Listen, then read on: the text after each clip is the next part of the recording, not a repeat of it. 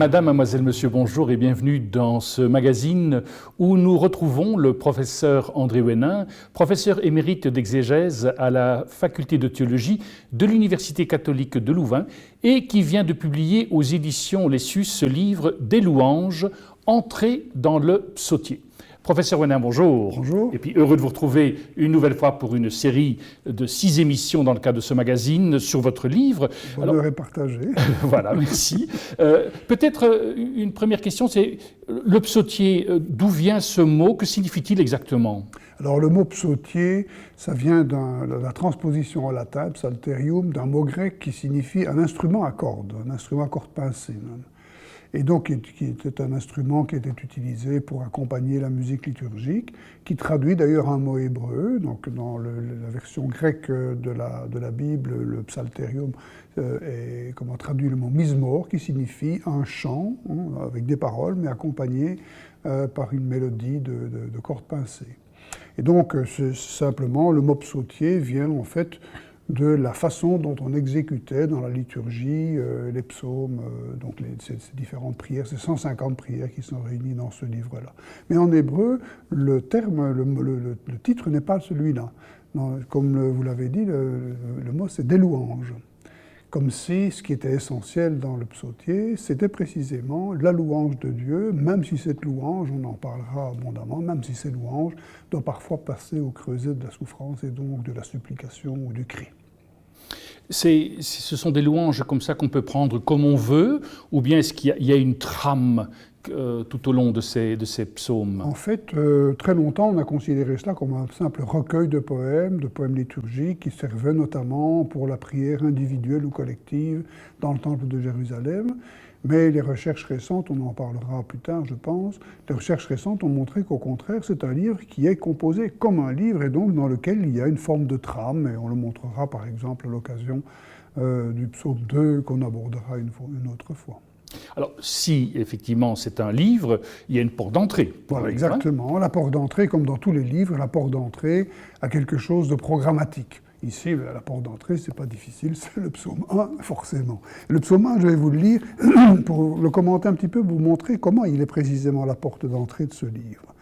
Bonheur de l'homme qui n'a pas marché dans le conseil des méchants, dans le chemin des pécheurs ne s'est pas arrêté, dans la demeure des railleurs n'a pas demeuré, mais plutôt dans la loi d'Adonai son plaisir désiré, et dans sa loi murmure jour et nuit.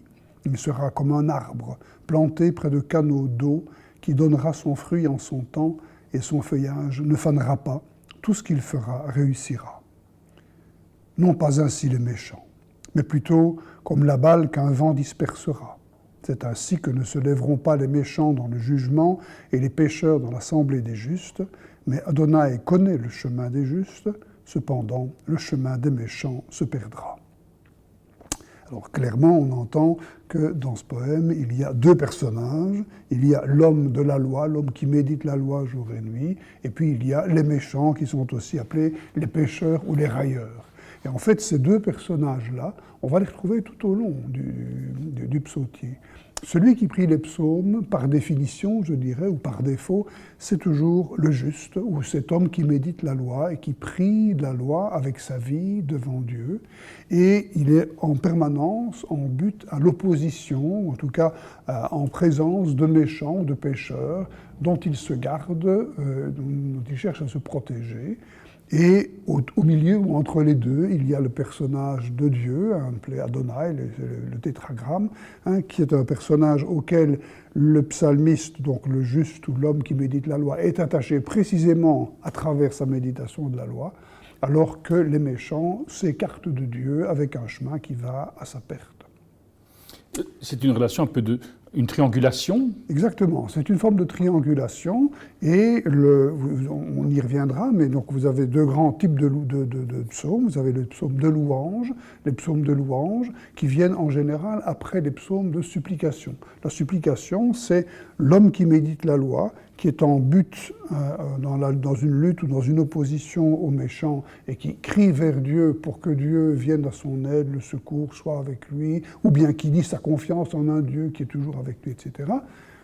Et la louange, c'est lorsque la lutte s'est apaisée, lorsque Dieu a sauvé celui qui lui demandait d'être sauvé, lorsque Dieu est venu ou a montré sa proximité avec l'homme qui médite la loi, à ce moment-là, c'est la louange qui peut éclater, c'est le chant d'action de grâce qui peut éclater. Et donc tout le psautier, d'une certaine manière, va jouer sur ces deux modes fondamentaux de prière, une prière qui commence d'ailleurs, dont les acteurs principaux, on y reviendra, mais dont les acteurs principaux sont ceux dont le premier psaume parle, qui les met en place dans leur relation avec Dieu essentiellement. Ce qui signifie quelque part qu'on a d'un côté l'homme de la loi, on a le ou les méchants, c'est la confrontation de deux mondes tout au long du psautier? C'est la confrontation de deux mondes qui commence dès le point de départ. Hein. Donc je reprends le premier verset. « Bonheur de l'homme qui n'a pas marché selon le conseil des méchants ». Hein, on pourrait dire aussi qu'il n'est pas entré dans le conseil, au sens où il siégerait avec les méchants. Autrement dit, c'est quelqu'un qui s'est gardé, en quelque sorte, de marcher selon le conseil qu'il donne ou de siéger avec eux dans le conseil. Dans le chemin des pécheurs, il ne s'est pas arrêté. Autrement dit, il a croisé ce chemin-là, mais il ne s'est pas arrêté avec les pécheurs. Et il ne s'est pas non plus, il n'a pas demeuré dans la demeure des railleurs. Parce qu'il y a trois mots qui disent, il y a les méchants. Le méchant, globalement, c'est l'homme qui se révolte contre Dieu, c'est l'homme qui se révolte contre les hommes et qui fait du mal.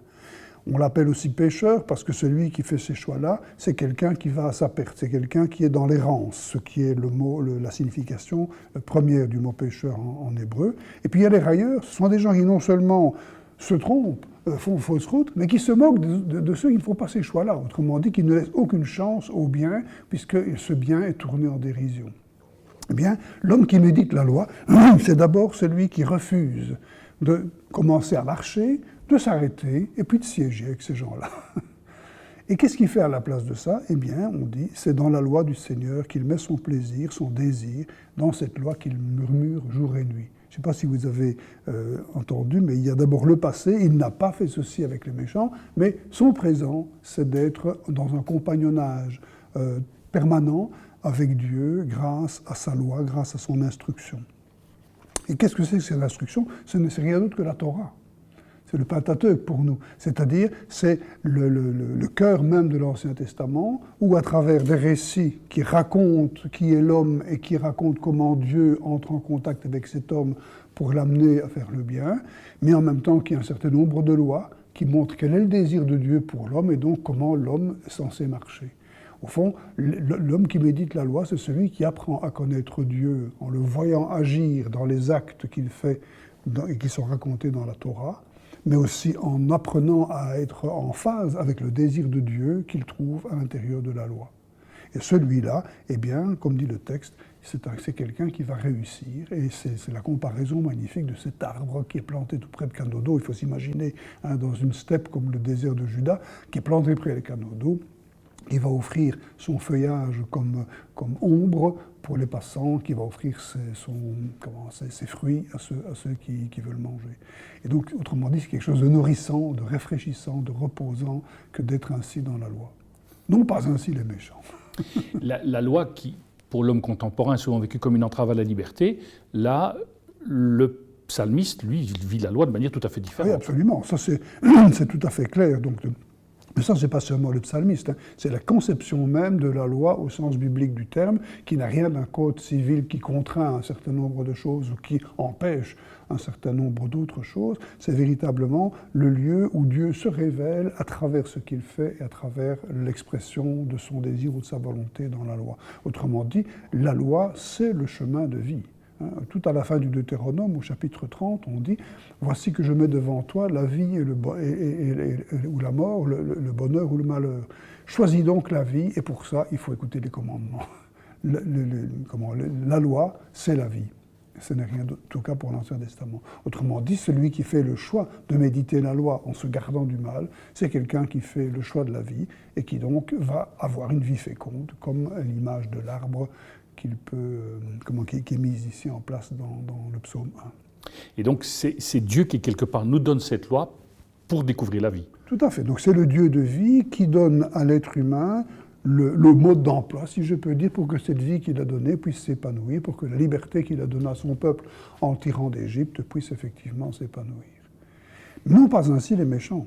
C'est-à-dire le méchant, il est comme la balle que le vent dispersera. Alors la balle, c'est quand on bat le blé, il y a l'écorce du blé qui s'envole, hein, donc ce qui est balayé, c'est l'étymologie du mot.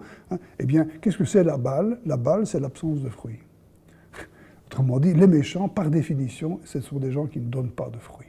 Ce sont des gens qui, alors que l'arbre est stable, solide, bien planté dans ses racines, qui sont balayés par le vent, autrement dit, qui sont inexistants.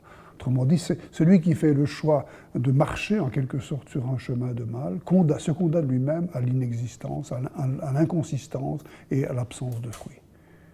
Et tout ça sera sanctionné lors du jugement. Ils ne pourront pas se lever. Alors, se lever au jugement, c'est être suffisamment innocent pour pouvoir se lever et proclamer son innocence et la démontrer. Ou faire se lever un avocat pour qu'il prenne votre défense parce que vous avez de quoi montrer que vous êtes innocent.